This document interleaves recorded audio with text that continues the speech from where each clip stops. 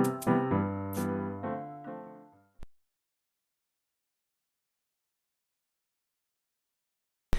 はようございます。画家の小木曽です。今日はですね、佐賀県の唐津の方の観音の滝というところに来ております。これからちょっと滝の方に向かっていきたいと思います。アジサイもちょうど今咲いてますね。綺麗に咲いております。恐竜くんぐいぐい進んでいっております。ね、どうですか。歩いてます。歩いていっております。ちょっと人が来ましたのでマスクします。とことことことこ歩いていってます。どうですか、お兄さん。お兄さんどうですか。滝の音がするね。滝の音がするね。あそこちょっと行ってみようか。あそこも一応見れるの。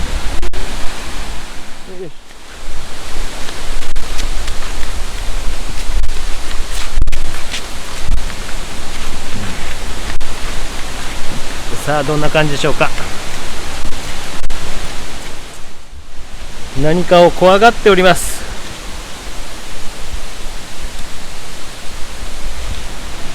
怖い怖い怖い怖い怖い怖い怖い。よし、行きましょう。あそこは滝が近いんだよ。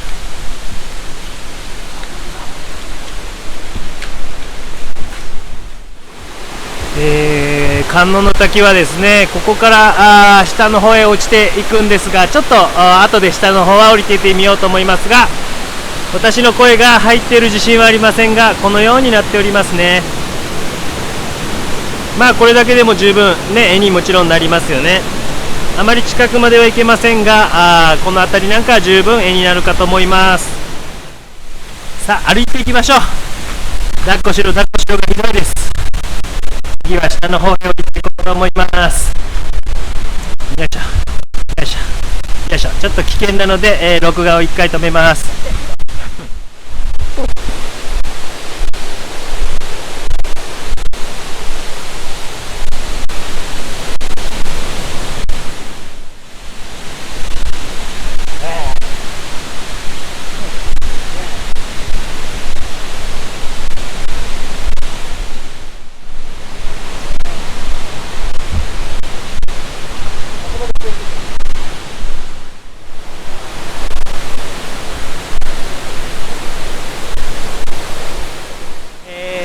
無事着きました。声は聞こえるでしょうか。こんな感じですね。非常に素晴らしい景色だと思います。まあこれをいかに描くかをちょっとお見せしましょうね。一般的にはこういう構図ですけれども、例えばね、この辺りに絞ってみるとか、例えばこういうところに絞ってみるとか、こういうところに絞ってみるとか、いろんな形があると思うんですね。実際にそういったものを描いてみようかなと思います。それでは解説をしていきたいと思います。30分で1枚を F4 号のワトソン紙に描いていきました。 F4 ですね。もう30分ぐらいで1枚ということで、6倍速だから5分ぐらいにまとめてあります。大きく作っていく作りとか、そういったところは参考にぜひされてみてください。描いている写真をも載せておきます。そしてですね、素敵な背景に、こういう渓流の動画を差し込んでおきました。癒しになるかなと思いましたので、今回は BGM なしということで自然の音のみで、いこうかなと思います。ザザザザザと大きくですね、これ美の見つけ方とは題名してますけども、おそらく、スケッチのコツみたいな感じかもしれませんが、明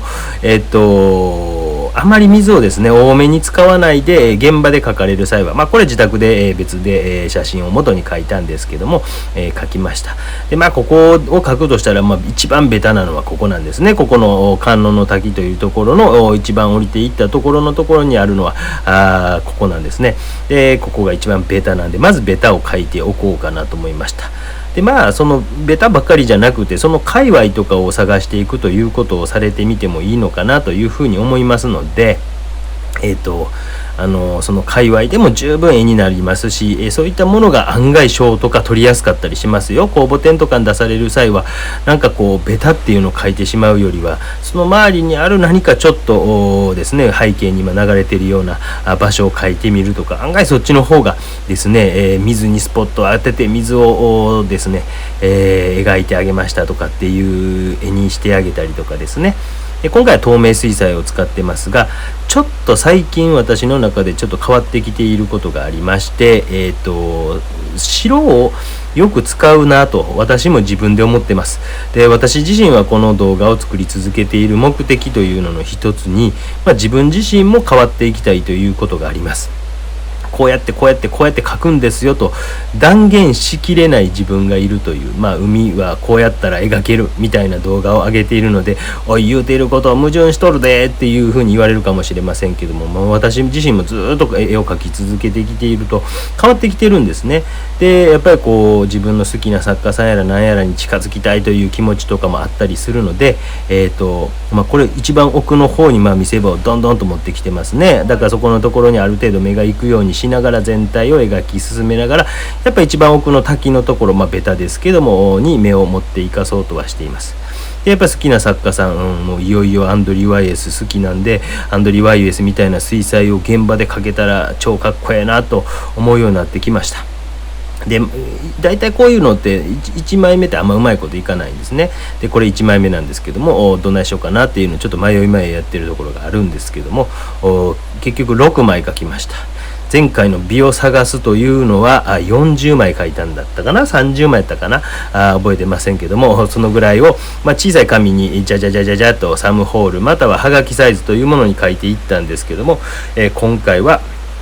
F4 号というサイズですね。だから現場とかで書くにはいいサイズ、6号ぐらい僕は大体持ってきますけども、いいサイズかなというふうに思います。今ちょっと白を入れ出してますね。このようにある程度見せ場というのが常に目が行く状態を保ちつつ、少しずつ全体を詰めていくと、突然ですね、もう行かなあかんってなっても、ある程度ここのところ見せ場ですよとかっていうことが分かった状態で終われますので、こういうことも少し覚えられていくといいと思いますよ。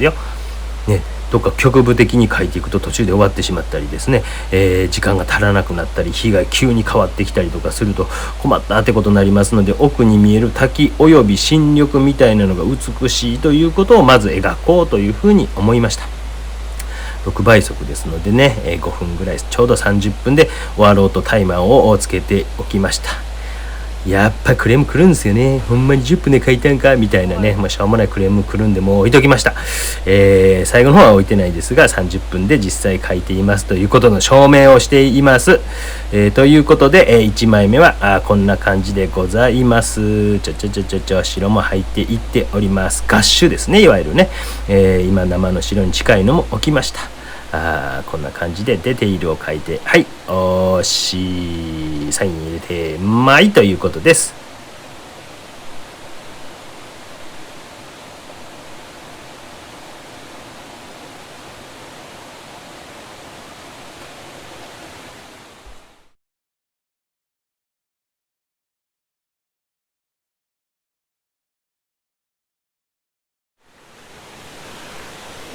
ということで2枚目移りたいと思います。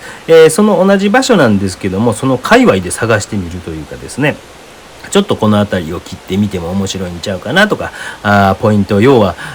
ベタの中から抽出するということをしてみようということで、今回はこういった場所を描いてみました。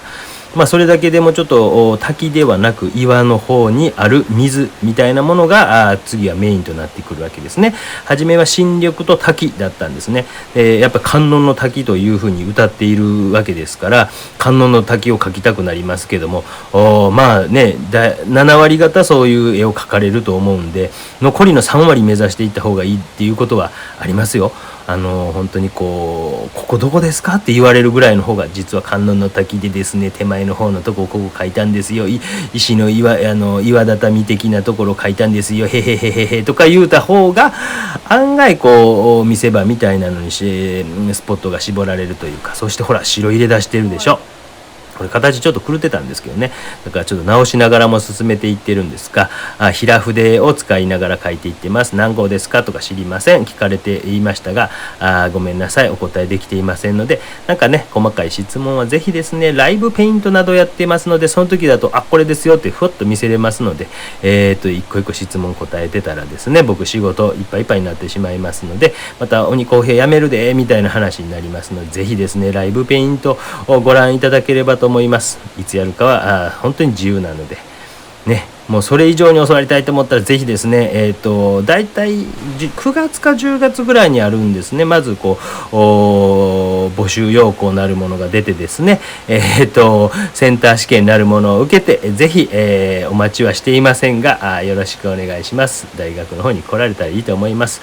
個展とか展覧会とかしている時、私が行ってる時とかに聞いていただいても結構ですけども、長々質問されると多分途中で機嫌悪くなりますよ。大体ね、何回も同じ質問され続けるんでですね、でももう私の本当に見てくださってるって方は分かってるはずなんですね。この人多分あんまり技法気にしてないぞということに気づいているんですね。で、私の近くにいるベトナムから来ている人間がいるんですけども、彼はね、技法があれば絵が描けると思ってるんですよ。技法があれば。だからすごく技法マニアなんですよ。でもうよう知ってるんですけど、よく間違えてるんですけどね。でもそれでもすごく熱心に勉強しているんですよ。でも僕からすると、いやいや君ね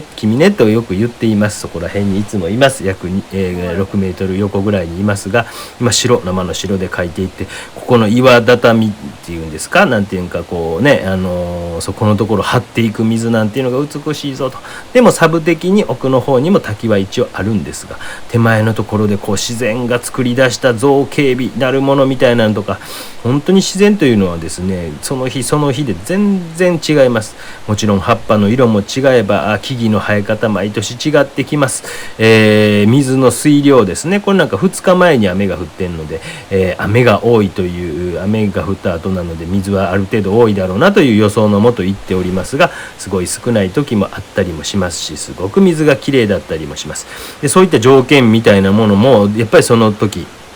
ちゃんと自分の中に記憶して、そういや2日前雨降ったなとか、3日前雨降ったな、えらい長雨やったなとか、梅雨やのに晴れてるなとか、そんなことを自分の中でやっぱりしっかりとその場面を記憶する要素としてですね、覚えておいてあげると作品ってすごく良くなります。やっぱり写真をただ淡々と写しただけではない、現場の臨場感みたいなのを強く伝える、方法になりますので、やっぱりそういったことも非常に大事です。本当にこれパッと見た時に観音の滝ですねっていう人って、佐賀県の人やったらまだこれだと3割ぐらいいるはずなんですよ。で、先ほどのやという6割ぐらいは分かるんですね。で、3割ぐらいの人しか分からないような場面の設定になってきたということで、30分ほどザザザザザと書いた作品というよりはプランニングですね。エスキースと呼ばれるものです。フランス語で言うとエスキースと言います。プランニングですね。どう書いていこうかなとかっていうのを計画を立てるためにこういったものを描いていっております。また機会があればこういうのも水彩とかで皆さんにお見せできればなというふうに思ってますが、こういった感じで最後出ているを書きながらですね、もう右上なんかザクッと書いてる、これYS に憧れてるのが丸分かりということで、こういった感じで、2枚目を描き終えました。ピピピッとマスキングテープ剥がすとあら不思議ということで、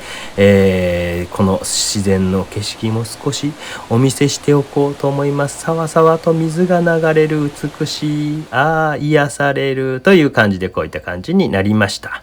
このまま続きで、3枚目にいっちゃいましょうかなという感じでございます。そして3枚目、同じ場所ですね、今の同じ場所の中でどうやって、ピックアップしているかということで、お見せしたいと思います。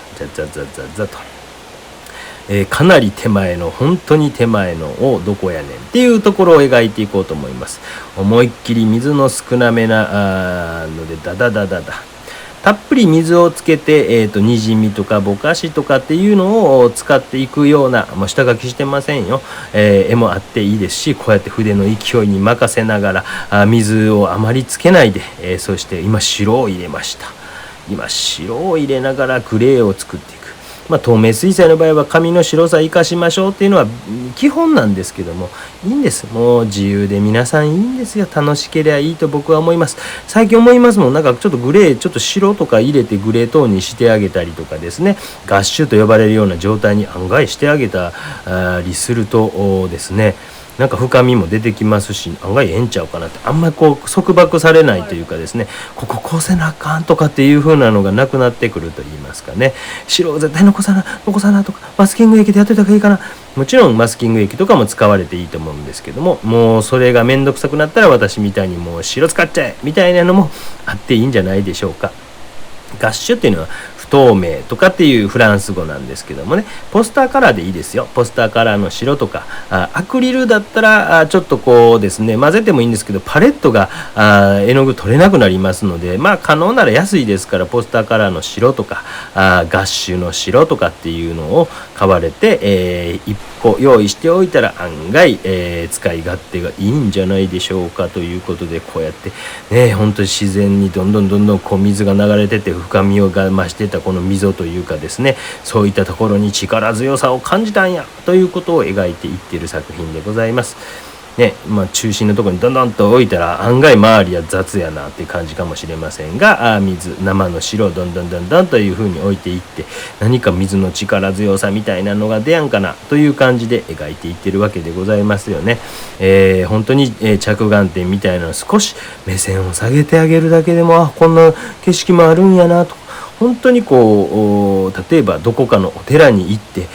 もうお寺の一番ベストスポットショット、そこ写真撮って、家帰って描こうじゃだけじゃなくて、ちょっとその辺りにあるところに目線をちょっとやってあげるだけで、こんなところも面白い、こんなところも面白いというふうに見えてくるんではないでしょうか。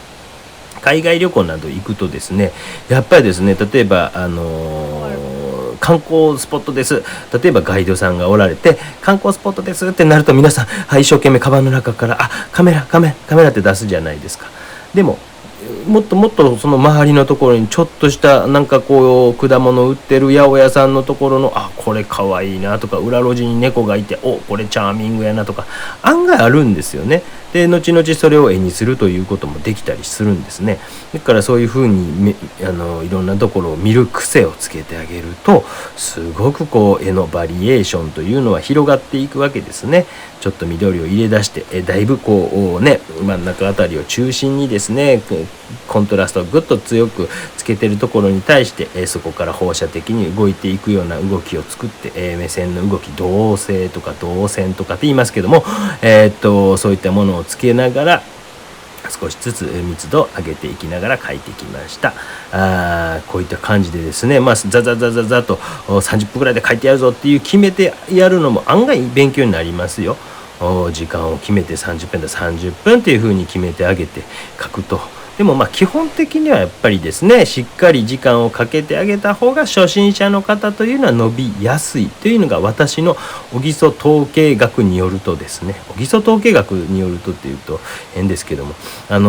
完成度を高めてあげるっていう自分の中でもうこれ以上できへんって言うてから粘ってあげると、その人の次の本当にもうなんていうか、噛めば噛むほど米の味がなくなってきて、最後にフワッと向こうからまた味が出てくるという、キリンという芸人さんの田村さんが言っていた味の向こう側なるものがあるんですね。海外にも実は絵の向こう側と僕は今名前を勝手につけましたが、そういったことを経験すると作品のクオリティというのは質ですね。英語ばっかりすみません。どこかの都知事みたいな感じでございますね。少しクオリティというのが上がってくるということがございますということで、だいたい30分でございます。こういった感じで終了ということでございます。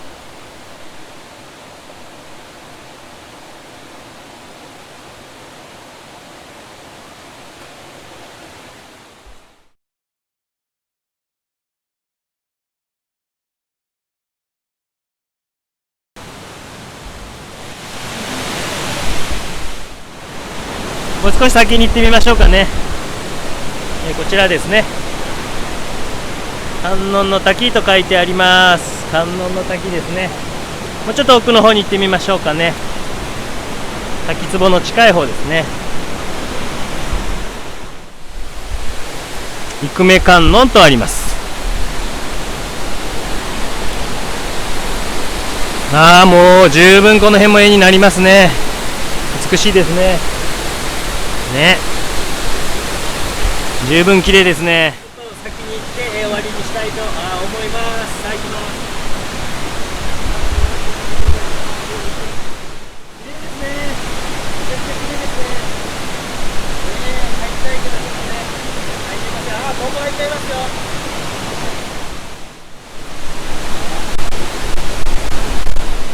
この辺りは今日は水が非常に多いので、しかも水が多いのでこの辺りでやめておきましょうか。美しいですね。はい。じゃあいくつか先ほどにしようと思います。以上です。そして4枚目。はい、タイマーを押すの忘れましたこれはもう正直言うと33分書いてしまってました。気づいたという時にはスマートフォンの時間を見ると7分経っていたので、じゃああと27分やなと、なんかわけわからん計算を間違え23分なんですけども、間違えて、27分にセットしまして、プラス4分ばかりしてしまったんで34分ぐらいになってしまいました。こうやって本当にちょっとずつ当たりをつけてます。当たりというんですね。この辺かな、この辺かな、この辺かなということで、点が線になっていく。この辺分かりやすいですよね。点が線になっていってるということが皆様に、お分かりいただける。まだほら気づいてませんもんね。早く気づけ、おっさん早く気づけって感じでしょ。だいたいそれで7分ぐらい過ぎていたんですね。バッとビビッドなブルーを入れて、ここに見える鮮やかな青なんていうのも意外と見せ場になんちゃうかみたいな。やばい、気づいた。29、あかん27分って今セッティングしました本当は23分に設定しないといけなかったんですが、本当に焦ると人間ダメですね。焦っちゃダメですよ。落ち着いていきやということを言う芸人さんが奈良出身の方がおられますよね。吉野町やったかな、確か吉野町やったと思うんですけども、落ち着いていきやーっていう芸人さんいます。面白い芸人さんですね。今ドラゴン桜というドラマに出てるっぽいんですね。あれ見ようかな思ったら撮ったんですけど全然見てませんけども、こんな感じで点が少し面に変わってきました。点が形がある程度取れてきたら面に変わってきて、やっぱりこれグレートーンも入ってますよね。ちょっと白入れて、る感じとかっていうのもちょっとザ透明水彩ではないかもしれません。ただ現場ではね、本当にこれぐらいの現場っていいですよ。めっちゃ難しいですからね。皆さんいつか旅行とかスケッチツアーとか行きたいですね。行けたらいいんですけどね。昔そういうツアーやってたんですけどね。日本でもいいんですけどね。日本ちょっと、久しぶりに旅行代理店連絡してみましょうか。以前は全く集まらなかったんですが、やっぱりですね、どこどこ店の偉い人とかっていうのじゃないと集まりませんね。ああいうのね、私みたいな本当ボンクラはなかなか集まりませんけど、今やったら多少10名のとこは12名ぐらい集まる気しますもんね。関東出発長野のツアーとか、いいですね。長野なんか行きたいですね。そんなんとかね、もうすぐワクチンが打てるんじゃないかなんて思いながらちょっとずつ書いていっております。先端が尖った丸いラウドっていうんですか。僕実は丸筆ってほとんど使ったことなかったんですよね。細かい面相筆の丸筆はあったんですが、1000円で10本セットの筆、すみません、どこかで紹介してます。探し出してください。それを買ったら案外使いやすいやんっていう、本当に45歳瓦歴何年になりますか、20年ぐらいですか。初めて個展したのが24歳の時なんで22年かな。もうちょっと古く遡っていくと、本当に大学に入ったのが1996年なんで25年ぐらいかな。よう分かりません。初めて展覧会自体をグループ展をしたのが19歳なんで、今何歳ですか。今68ぐらいですかね。僕ね、よう分かりませんけども、という感じで20分経過しました。このなんかスカイブルーみたいな僕好きっぽいですよ。最近なんかこれ減り早いなって思いながらやってます。あんまり油絵では使わない色ですね。今白を使いながらですね、描いていっております。実際はこれ、ちょっとだけ、ですね、白とかを入れながらこうやって、ハーフトーンを作っていってる作業なんですけども、約5分ぐらいに短縮するために、動画編集上ちょっとカットはしてありますが、早送りでちょこちょこ動いてます、ちょこちょこ動いてますって感じですけどね。こんなアホな話が入ってたらまあ持つんちゃいますか。まあが持つ。緑ダダダダダダダダダダとダダダダダダダもちろん一枚一枚丁寧に書いていけって言われたら書いていけるんですけどね、もう30分一本勝負やでってとかっていう風になんとなく決めてやったので、前回10分ほんまかとかって言われたんですね。めんどくさいのではーいって言ってきましたけどね、別に嘘ついたところでぜひねライブペイント見ていただいたら皆さん私が嘘ついてないの分かると思うんですけどね、だいたい1時間半ぐらいとかで水彩を描いたりして、実際はもうちょっと書き込む場合は3時間とかやりながらこういう風にいい作品ができたな。自画自賛、うわ気持ち悪いと思われてるかもしれませんが、今ちょっと自分でいいのできたやんっていう風に思いました。2つ主役的なところがある作品になっているのかなという風に思います。また爽やかな画面にこれ3パターン入れてるんですけど、だいたいここですね。これあれですよ、トンボがおるの分かります？前の方とかトンボが飛んではる癒しの風景でございますね。皆様癒されてください。ぼちぼち眠気が来たんじゃないですか？来てませんか？ぜひですね、私の YouTube は今度は右側に来ました。もうさすがに5倍速だと長いやろうということで8倍速にいたしました。8倍速で、お見せいたします。だからだいたい3分20秒25秒ぐらいに、1作品になっております。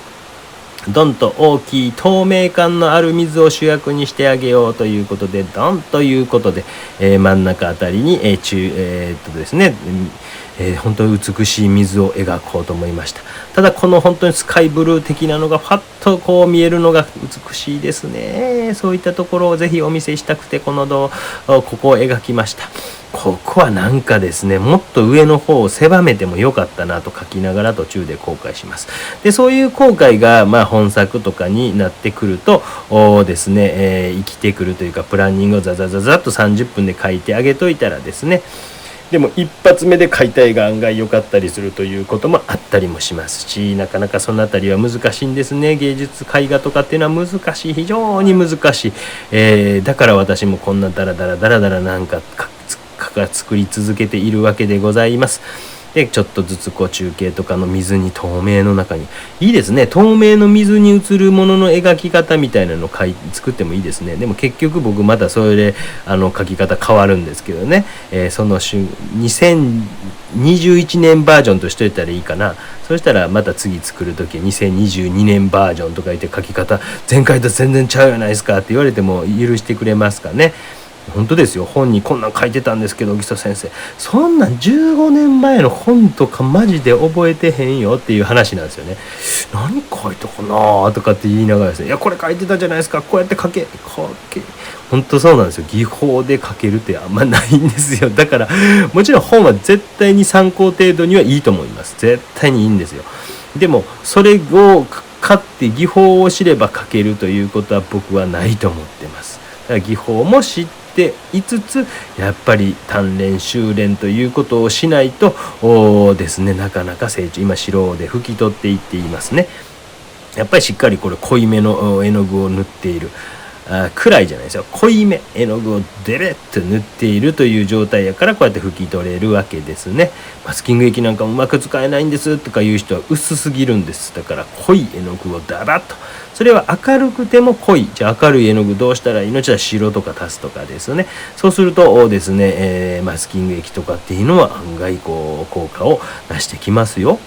ちょっと薄すぎるとなかなか効果が、だから皆さん怖いって言って薄く塗りがちですけども、1回2回いいんですよ。失敗したらですね、大丈夫です、僕が鬼好評というのをやってます、送ってきて失敗したんですよって言ったら残念でしたねって明るく楽しく言うてあげますので気にしないでくださいね。ちょっとぐらいの失敗はですね、もうすぐ謝罪すればいい。謝罪脳ぎそというのは有名です。最近謝罪脳ぎそを見せた動画があると思うんですけども、なんかそこで何かね言うてもしゃあないというところがある時はもうねすぐ謝罪する方がいいですよっていうのが夫婦円満の秘訣です。もう最近はでも喧嘩とかしてないですけどね。はい、ということで、5枚目終了ということで残り1枚となりました。最後の作品も約こちらですね。もう水をもっともっと書き込んだら面白くなりそうやなと思ったんで、これはこれでなんか一つの作品書けそうな気がしました。で、プラス透明な水プラス岩みたいなので、滝ではないところも絵になるんやでということを今回お見せすることにいたしました。だからちょっとした景勝地とかに行かれてもその周りいろんなところに、本当にこうじーっと見てると案外面白いとこあるんですよ。だからはやっぱり日常を豊かにするんですね。美術芸術というのはですね、こんなん授業で必要ないとかっていうふうに今美術なんていうのは言われがちだったりね、入試で関係ないやろって言われがちやったりするんですけども、これから生きていく時代においては僕美術芸術ってとか非常に大事やと思うんですね。なんかこうね、65歳で定年になって何していいかわからん、パチンコ行こう、またあんたパチンコばっか行ってうちのそんなお金ないわよとかって怒られて何したんやろうな困ったなっていう時は紙1枚絵の具があって、何時間かうちの旦那なんか静かにやってるなと、うちの奥さんなんか最近機嫌がええぞなんていうことが起こるかもしれません。逆に絵を描いてすごいストレスが溜まって全然描けへんわイライラってする人もいるかもしれませんけども、少しずつ自分がやりたいようにできるようになってきたら描きたい表現というのはどんどん増えてくるんですね。でもそれになるまでにはねやっぱりある程度の時間というのは必要です。でもただ数かけというよりは目的を持って、これだったら3時間で、即帰で、見せ場を見せつつ描いてあげるということを学ぶんだということであるとかですね、こんなところ絵にならないかもと思ってる時はじゃあもう30分だけやったらいいかなみたいな気持ちでやってあげたりすると案外描けたりしますし、描こうという勇気が湧いてくるじゃないですか。この大きいのを何日もかけて描こう、大変どうしよう構図失敗したらみたいなことを思わなくて済むかなと思いますので、こういったことは全然おすすめできるかなというふうに思います。30分皆さんで1時間ぐらい必要かなと思いますよ。パチンコに行って1時間で5000円すられたって言うんやったら1時間ね紙と何かをもちろん画材代はかかりますが5000円もしないと思いますよね。そしてそれがどんどん上手になっていけば人を喜ばすという力を持ってくるかもしれませんし、脳活、脳みそを活性化するということも日常にアンテナを張るということもいろんなことができるようになってくるのではないでしょうかといった感じで、今回の美を探しに行く第2弾は、観音の滝、渓流を描く滝を描く30分で描くもうわからん、題名が何かようわかりませんがといった感じでございました。白を入れてます。現場からは以上です。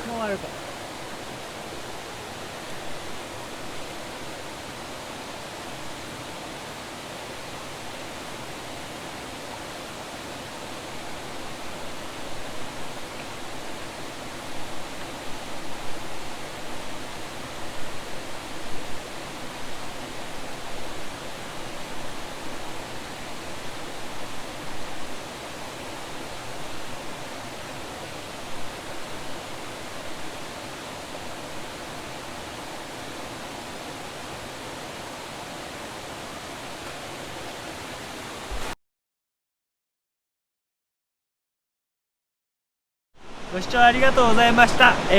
ここから見た景色が一番有名なんですけども、有名な景勝地でもその周りにいろいろあるということが分かったんじゃないでしょうか。ぜひですね皆さんそういったところで一番ベタなとこ2番目3番目4番目いろんなパターンでぜひ写真とかを撮影されてみてください。それではまた。ではです。チャンネル登録よろしくね。SNS もやってます。よろしくね。